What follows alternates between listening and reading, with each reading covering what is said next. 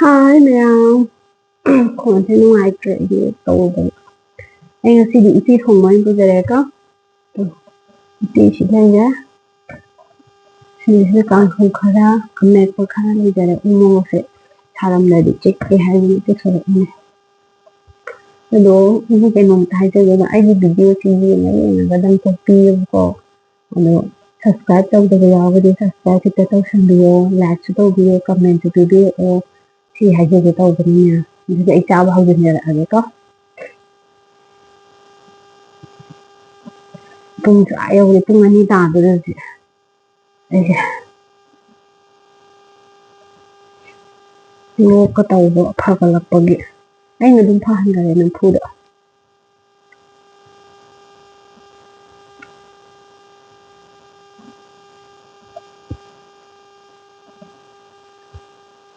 ꯁꯦ ꯑꯍꯥꯟꯕ ꯆꯈꯣꯜ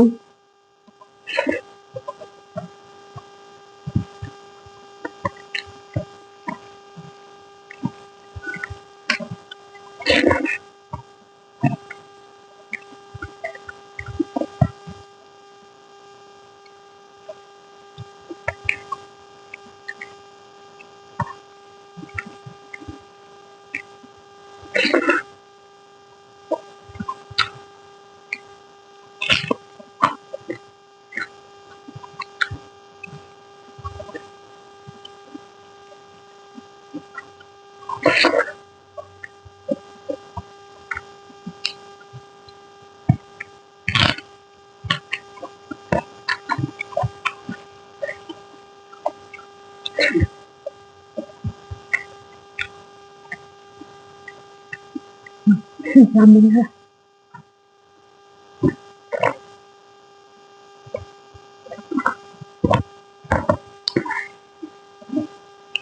ꯆꯥꯛ ꯂꯥꯛꯄꯒꯤ ꯉꯥꯎꯔꯦ ꯎꯇꯤꯁꯦ ꯃꯪꯒꯟ ꯎꯇꯤꯀꯣ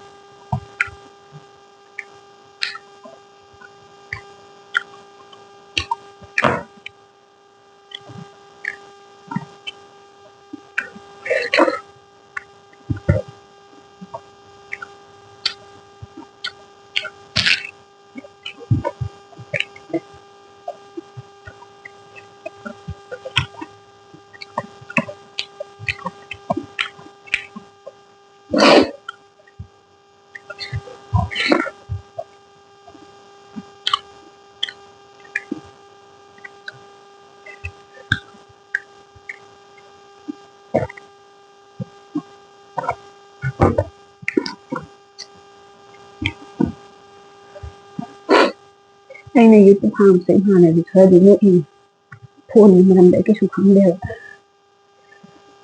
ꯁꯨꯛꯈꯪ ꯍꯦꯛ ꯈꯪꯗꯦ ꯍꯥꯏꯕ ꯌꯥꯏ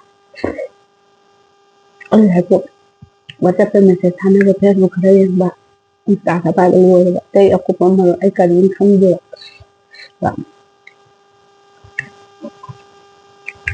ꯅꯪꯅ ꯌꯨꯇ꯭ꯌꯨꯕ ꯍꯥꯡꯉꯤꯗꯨꯕꯨ ꯐꯣꯟ ꯄꯥꯏꯕ ꯀꯌꯥꯝ ꯍꯩꯔꯒꯦ ꯂꯛꯅꯔꯤꯕ ꯏꯃꯥꯟꯅꯕꯁꯤꯡ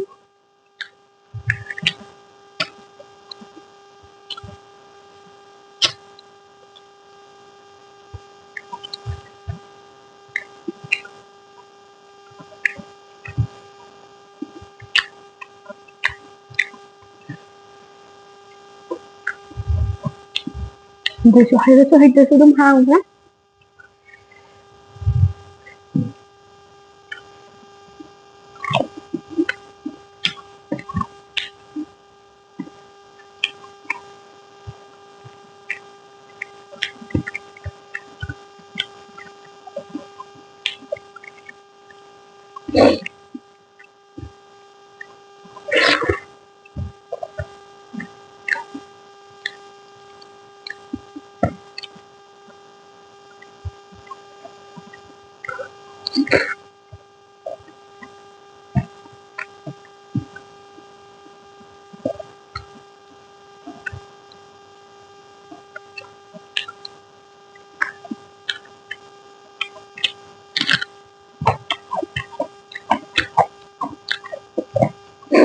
Kasi naman tayo.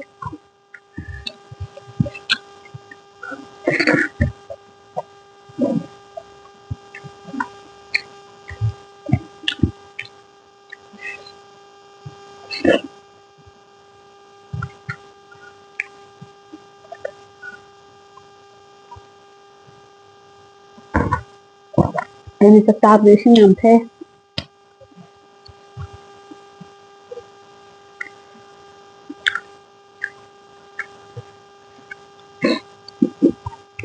Tingnan ko naruh ko yan pa din uti. Lo ang hindi dito kung ko.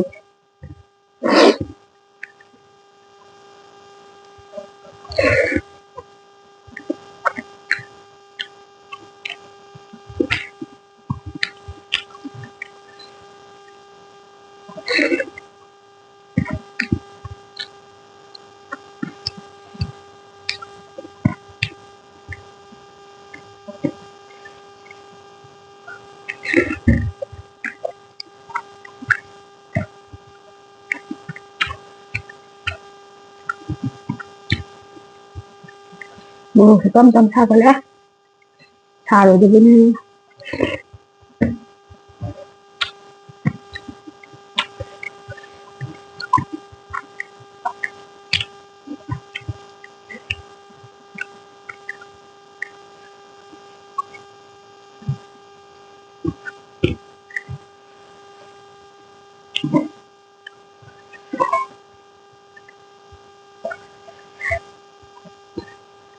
đâu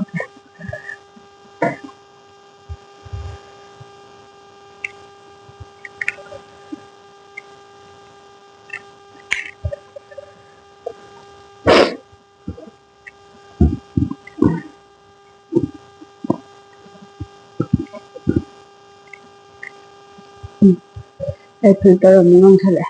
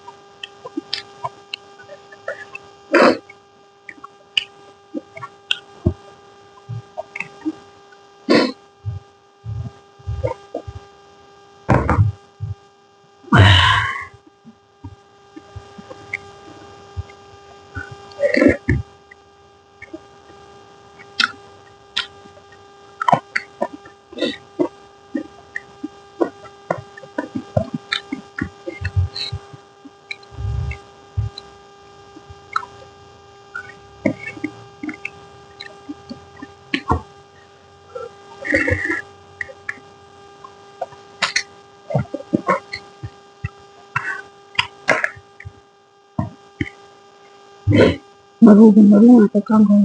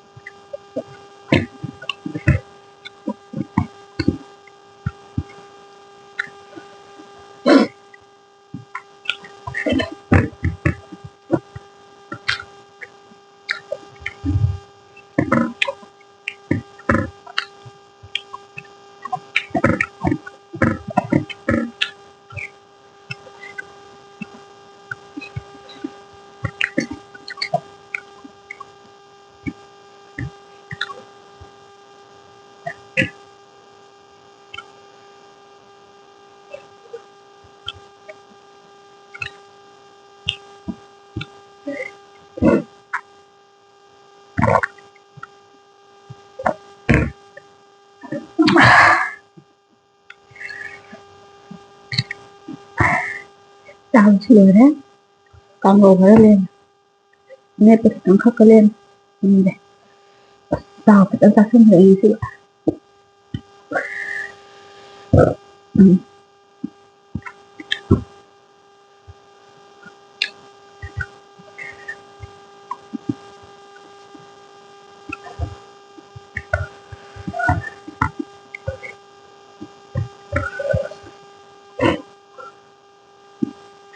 Sabi siguro na ngasih video sini tak ada lu segera deh, macam video dengan semua.